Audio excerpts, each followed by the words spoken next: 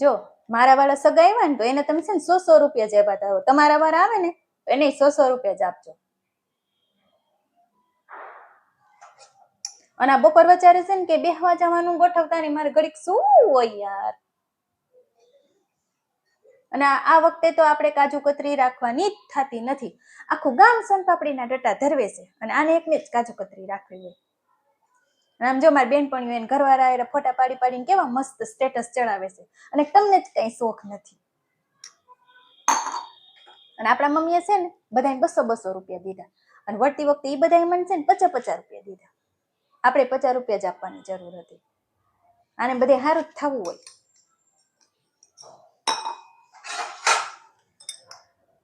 અને જો કહી દઉં છું તમને, આજે જમવાનું હું બનાવીશ નહીં, બહારથી લઈ આવજો જમવાનું. 9 વર્ષ છે યાર.